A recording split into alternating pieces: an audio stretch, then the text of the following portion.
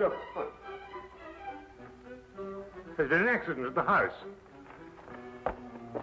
Please, miss, please give me the key so I can unlock you. Be sensible, Doreen. This nonsense is getting you nowhere. I demand to be arrested. Now, just what's going on here? This young lady, Doctor. Oh, hello, Mr. Holmes. Ah, good day, Wilkins. She's a Suffragette. We demand that women be given the right to vote. Yes. She and some other suffragettes invaded the home of the Honourable Chauncey Pimpleton and started a demonstration. Pimpleton? Why, he's a member of Parliament, lives just round the corner. That's him, sir. We were getting them to move on, and this young lady broke loose and chained herself here, sir. But why did you do it, miss? Because we want equal rights for women. That's why. Yes, but I don't see how chaining yourself to iron railings is going to obtain for you. You wouldn't understand. You're a man. She probably wants to wear trousers, too. If I wanted to, I would. Mr. Holmes, can you get her loose? She slipped the key of the handcuffs down her... We're waiting for a hacksaw now, sir. That's right, a hacksaw. Hack me to pieces while you're at it. I'm only a woman. I believe I can help you. I don't want any help. She wants to vote. Now go on home and cook your old man his supper. Now arrest me. I insist upon it. I'll leave her in your hands, if I may, Mr. Holmes. Coward! You'd arrest me if I was a man. Mr. Holmes, may we impose upon you? I somehow have the impression you already have. Won't you come up?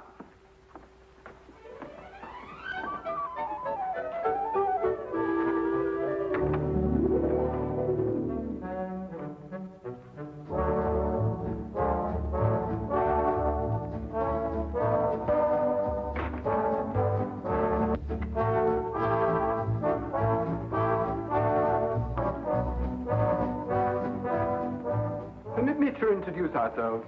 This is my fiancée, Miss Doreen Meredith. First secretary to give the women the vote. I'm delighted to meet you, Miss Meredith. And I'm Henry Travers, personal secretary to Mr. Pimpleton. Oh, yes. I seem to remember that it was Mr. Pimpleton who led the attack on the suffragette bill in the House the other day when it was defeated. And very, very resoundingly defeated. Yes, that old stuffed shirt. He'll be sorry. I wish you'd get out of this Give Women the Vote League, Doreen. It's dangerous.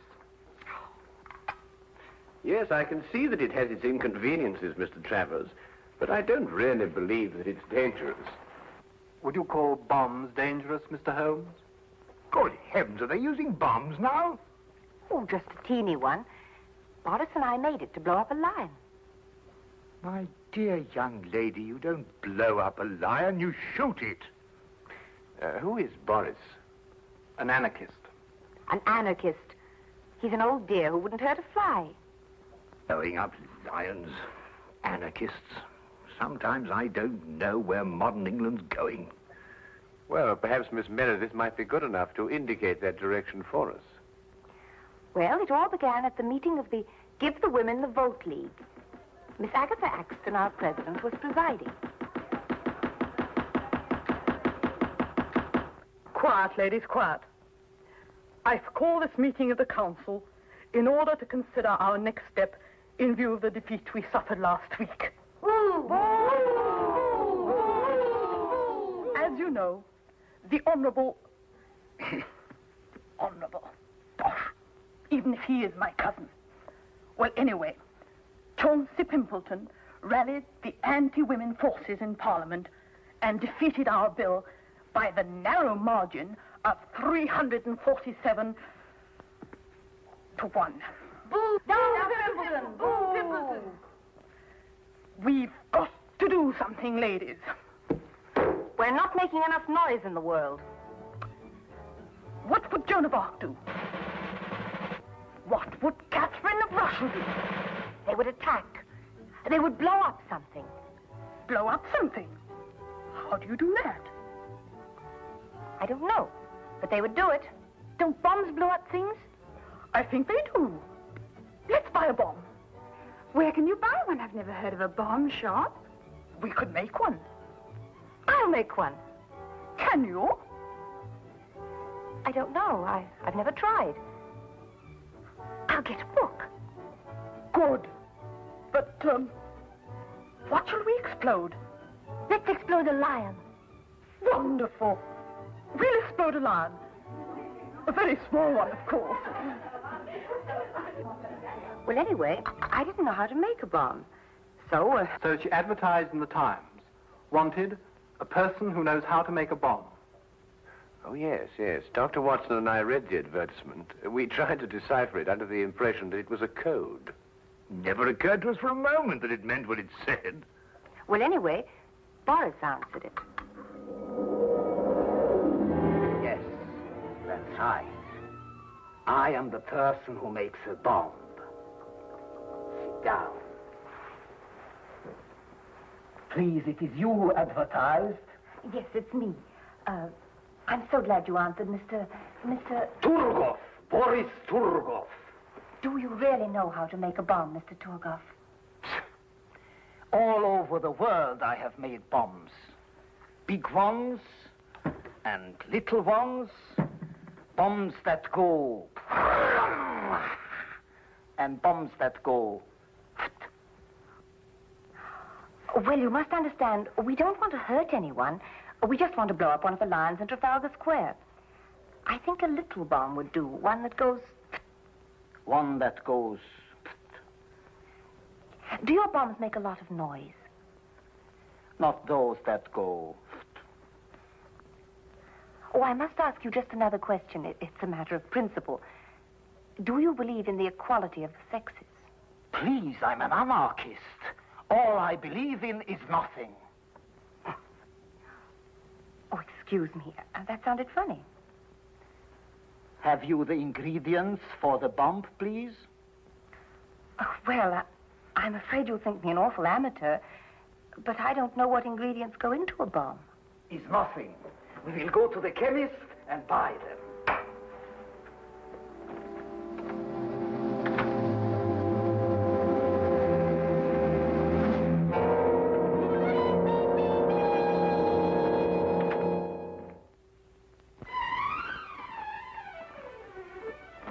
There you are, sir.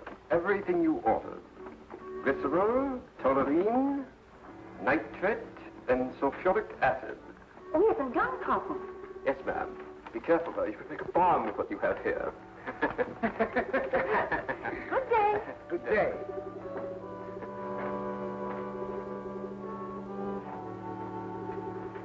Glycerol,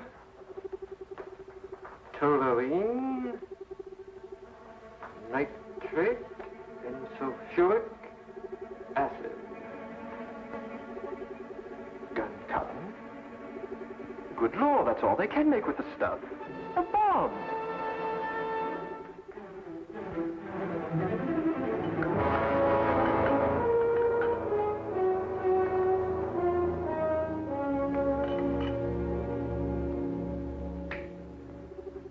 It's clever, no?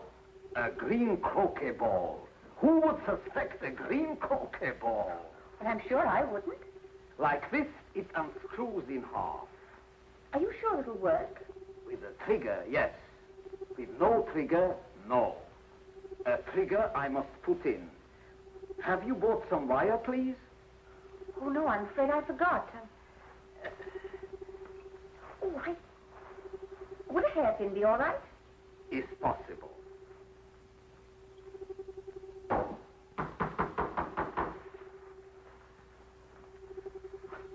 Hello, darling.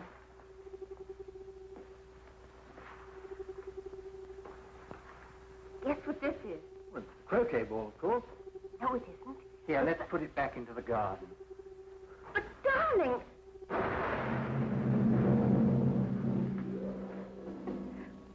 Well, fortunately, Boris made the wrong formula. It was only a small explosion. And so you made another bomb out of a croquet ball. Oh, yes, we went to work on it right away. Where is it? Here. Doreen! Good Lord, get it away from her, Holmes. Well, it won't go off unless it's hit very hard. Might I see it, Miss Meredith? Take care, my dear chap. That's no croquet ball, you know. That's precisely what it is, Watson. Just a very ordinary croquet ball with a crest on it. Why, that's Mr. Pimpleton's favorite croquet ball from his garden set. And the crest? The family's. His uncle's the Earl of Clareborough. His favorite croquet ball, did you say, Mr. Travers? Does he always use a green one? Always. He plays every afternoon at 5. He's as regular as a clock. Then if that's his croquet ball, then someone must have... Exactly, Watson. Well, then he'll go and play croquet with a bomb. What time is it now? 5 o'clock. He only lives just around the corner.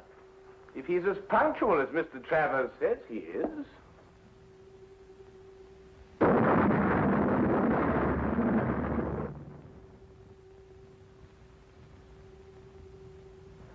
He is.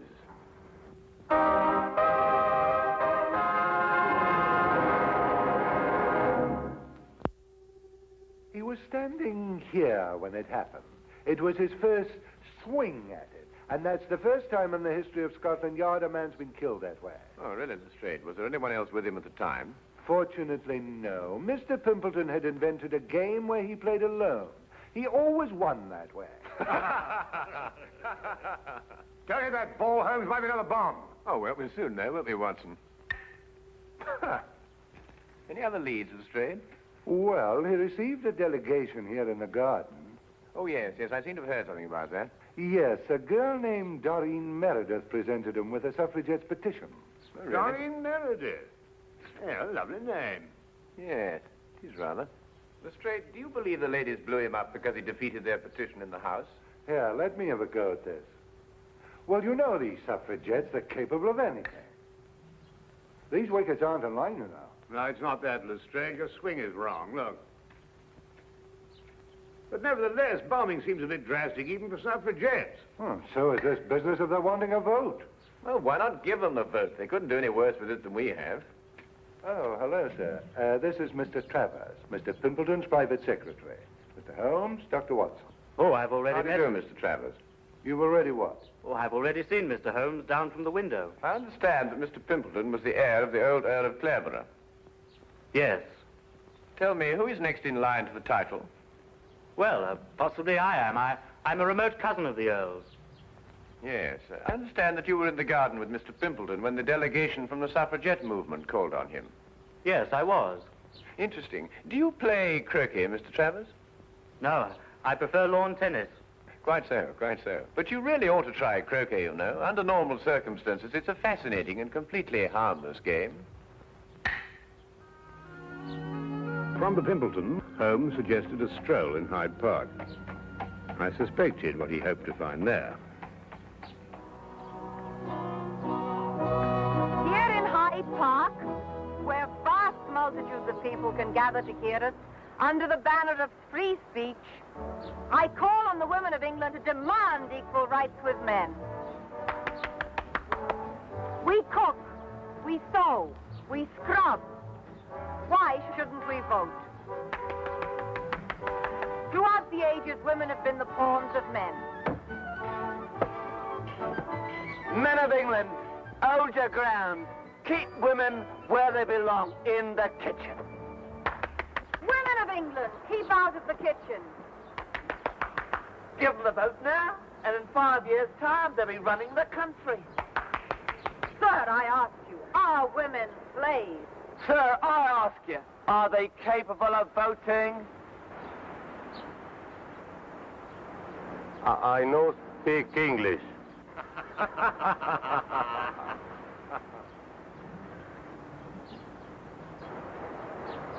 Haven't you got anything better to do? You... Here now, don't you talk to me like that. No rioting, please, or I'll have to ask you to move along. I was moving along anyway.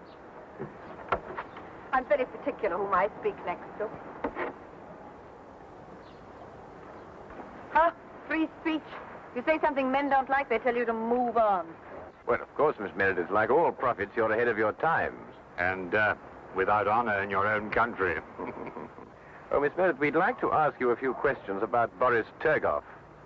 Oh, poor Boris. He'll never forgive me for getting him in this fix. He's so gentle, really.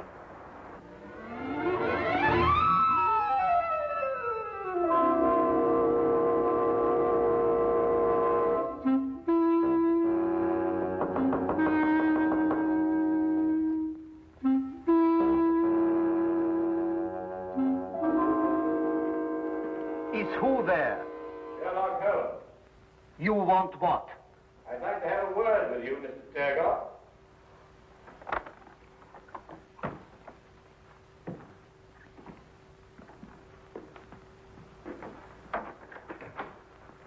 This is my good friend, Dr. Watson. I'm told you manufacture bombs, Mr. Turgoff.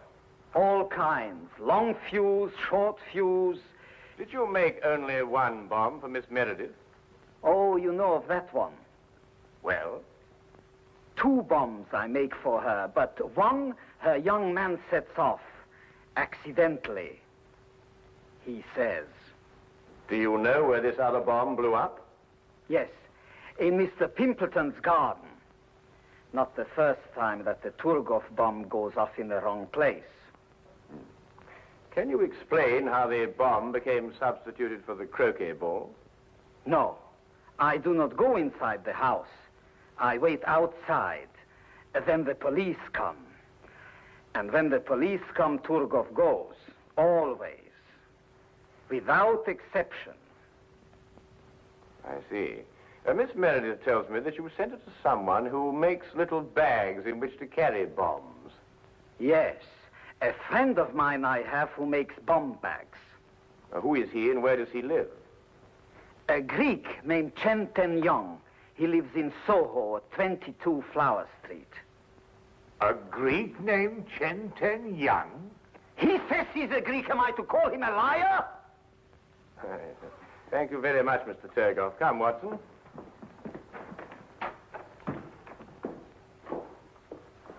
Mr. Turgoff, I wouldn't manufacture any more bombs if I were you. Scotland Yard's looking for you.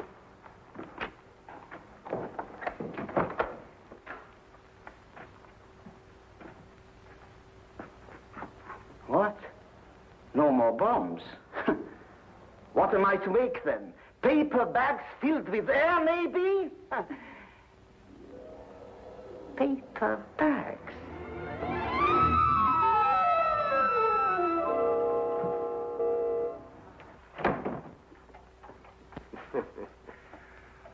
Now where, Holmes?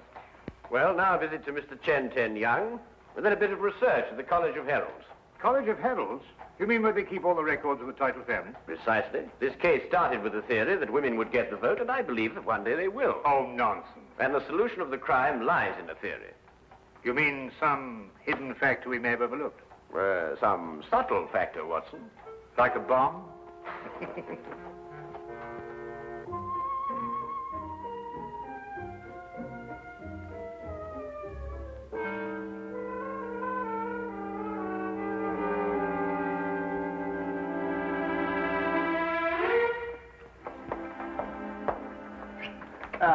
Holmes. Dr. Watson?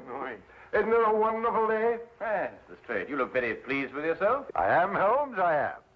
I'm going to give you a sample of Scotland Yard at work. No magnifying glasses, just plain, ordinary police routine. Excuse me, Dr. Watson. Send him in, Wilkins. Very good, sir. Send who in? All the people connected with this bomb business. Miss Exton, will you sit here, please? Miss Meredith, will you sit over there? Mr. Turgoff? This, Mr. Holmes, is Miss Doreen Meredith, the young lady who presented the Suffragette's petition to Mr. Pimpleton. We found set up in her kitchen a laboratory. She's been making bombs. I do not deny it. I told you we were going to blow up a lion. A liar? Oh, come now, Miss Meredith. We were also able to nab her confederate, this man, Boris Turgoff, an anarchist. He makes bombs, too. The Turgoff bomb, it is famous. Wilkins, send in Chenten Young, will you? Very good, sir. Chenten Young is a naturalized Greek, born in Brazil, of Chinese parents. He makes little bags for carrying bombs. Fascinating occupation.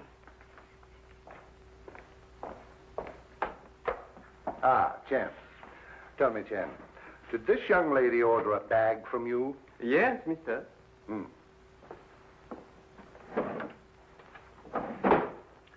Did you make this bag? Yes, mister. 5 shillings 6 pence. That is all, but on price. I see. Well, there it is, Holmes. There you are. An open and shut case. Miss Meredith killed Pimpleton because he was anti-suffragette. Ingenious, Lestrade. Really quite ingenious. You know there's only one thing wrong with it. What? Neither Miss Meredith nor Mr. Torgoff are guilty. Oh, I didn't expect you to agree with me. You never have. Well, not always, Lestrade, but sometimes, you know, sometimes. However, in this case, the real murderer killed Pimpleton for one reason, and one reason only. To be next in line to the title of the Earl of Clareborough. Well, who is next in line? Look here, Mr. Holmes, you trying to imply that I... Miss Meredith, after it was decided at your suffragette meeting to blow up a lion, who invited you to Mr. Pimpleton's house? Why, Agatha. We had to decide about the lion. Did you carry the bomb? Yes, in the bomb bag. Where? Wait a minute. This gentleman had access to it, too. Together with this lady. What does that mean? It's an intriguing title, Clareborough. First created in 1417, it has an unusual clause in its charter. Once, and only once, may the title pass to a female, if the female be next in line. That would automatically make her a countess. So far, that hasn't happened in the history of the title, until now. Well, I'm the next male member of the family. Except for Agatha, she's older than I am. I refuse to sit here and... Watson!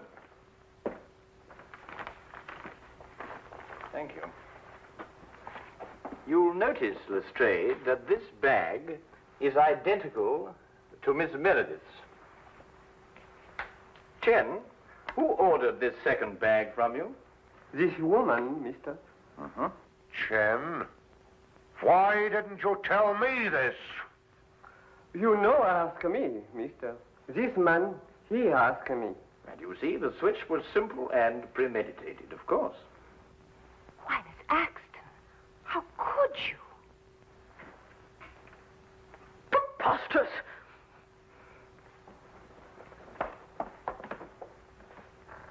Anyway, young man, you had no right to come into my house and get that handbag. It's thieving, and it's against the law. Detain her, Wilkins. Mr. Holmes, whatever made you think of Aunt Agatha? Well, at least I can tell you this much, Mr. Travers. I didn't use a magnifying glass. You see, the true deductive mind knows just when to substitute routine investigation for deduction. Are you going somewhere, Lestrade? I have crossed the room, Mr. Holmes. I have put on my hat. I deduce, therefore, that I am leaving. Routine investigation will reveal the fact, Mr. Holmes, that I have gone to see the commissioner. I will ask him to do everything in his power to encourage the suffragette movement. We will then no doubt have a woman inspector in this office. And when Boris gets out of jail, Mr. Holmes, I will ask him to make me little boss. I will then go about London, blowing up lions. Good day!